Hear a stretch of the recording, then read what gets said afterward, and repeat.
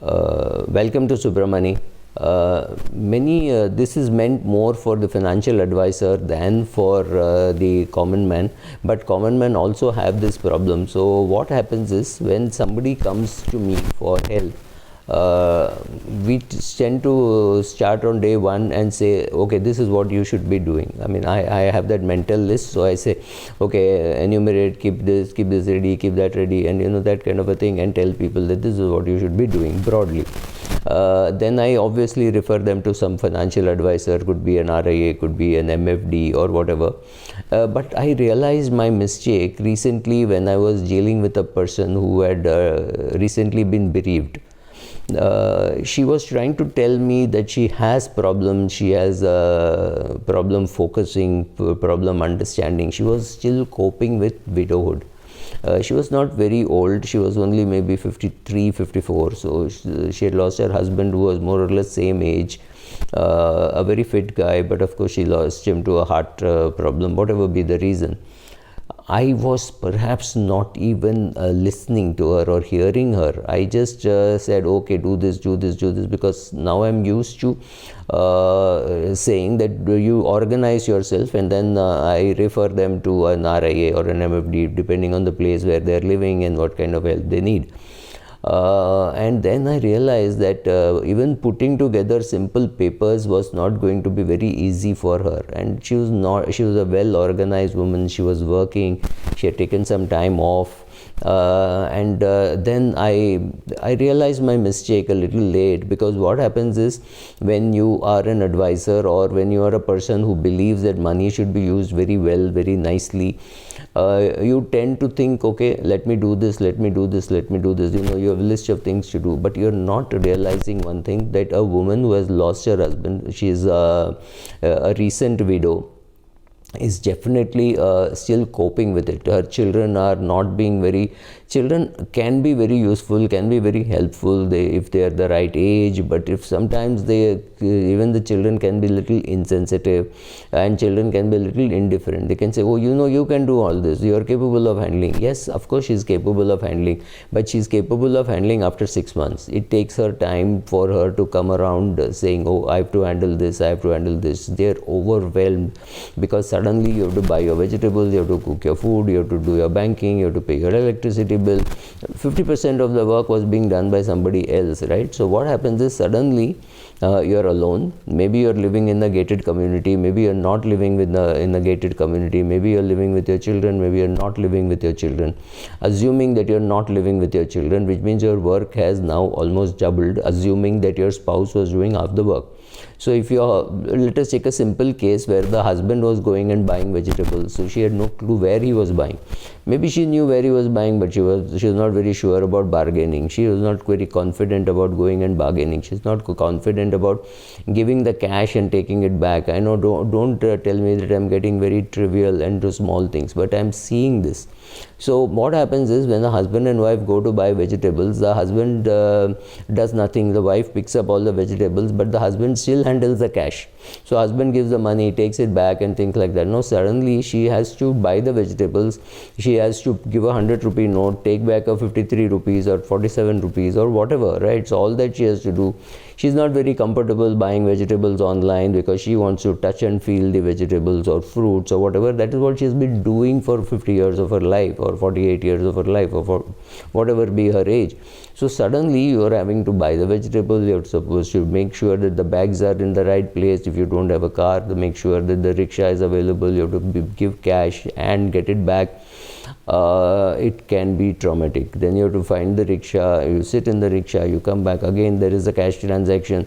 So there is cash transaction while going, there's cash transaction while buying, maybe from 2-3 shops. Then ensuring that all the bags, your purse, everything is in place, your phone is in place, and suddenly the phone rings. You may ignore it, may not ignore it. So all this trauma, along with this trauma, asking her to organize all her papers. Oh, I want to see all your policy papers, I want to see all your insurance papers, and I want to see all your health insurance, whether your mutual funds are here, the blah blah blah, your bank statement. This can be overwhelming. So when you have a problem, like when you have a client who has gone through some loss of a spouse, loss of a parent, loss of a child, loss of a sibling, whatever be the loss. Could be a job loss, could be a traumatic job loss, could be a loss made in an investment, could be a loss which is not closed on the other side, could be a divorce. And you don't know what the other spouse is going to do, you do not know whether she or he is going to fight about the alimony. This can be overwhelming. So when a person is overwhelmed and comes to you, act like what my friend, a cardiologist, did, is first to relax the person and say, when they are sitting outside in the room itself, you get somebody to check their BP, so that their BP is checked once, twice, thrice, right? So what happens is that white coat syndrome you fight, and you say, okay, you reduce the stress level, you say, oh, your blood pressure is normal. Don't even bother to tell them that the blood pressure is high. In the first time that he took, or some girl came and took my friend's pressure and said, oh, your blood pressure is normal. It was not. I didn't know it was not. But then when the patient went in to the doctor, he called his nurse and said, we just took her the BP. Can you check the BP again? And this time it was a little less than what it was the previous time. So he said, oh, it's slightly raised, it was not so bad, let's have a look at it once more. After some time I'll have a look. So 3 readings within 15 minutes, and they got 3 different results. But why did this happen? Simply because they knew there was stress.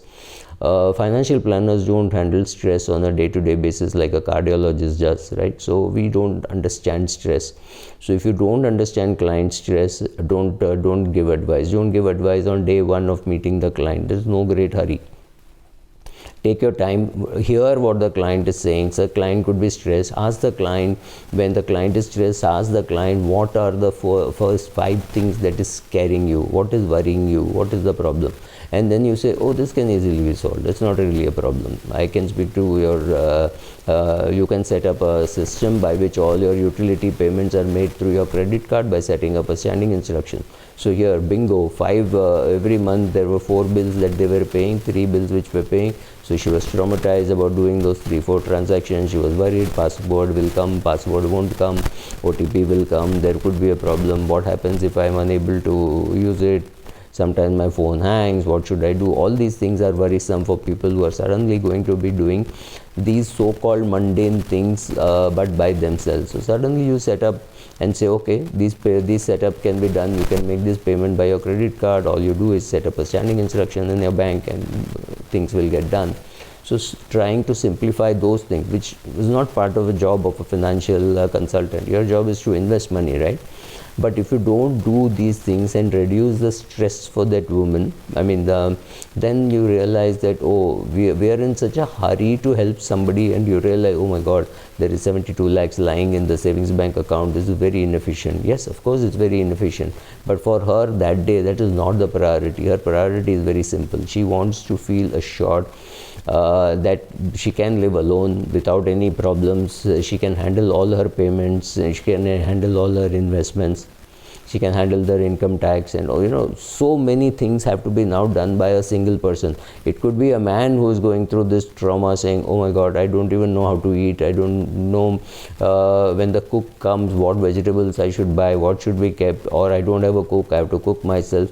So there could be a lot of trauma for loss of some person, right? So be careful about, you have always heard that to a person who has a hammer, everything looks like a nail. So when we see money as financial advisors or as per people using our own monies efficiently, I leave that for a separate debate. But we don't like to see so much money lying in a savings bank account. We don't want to see so much in a liquid account. We want to then quickly tell them, oh, now that your spouse is dead, you don't need your life insurance. Usko surrender kar do, ye kar do, wo kar do. Don't overwhelm them. They are not in a hurry. Just relax. Don't get new products unless it's absolutely essential, right? So just let them relax, let them chill, give them time. For 3-4 months that money can lie in a savings bank account or in a liquid fund. Honestly, it won't make too much of a difference. Let that person relax, and then you can use all your brain and use your hammer to put all the nails in, right? Thank you.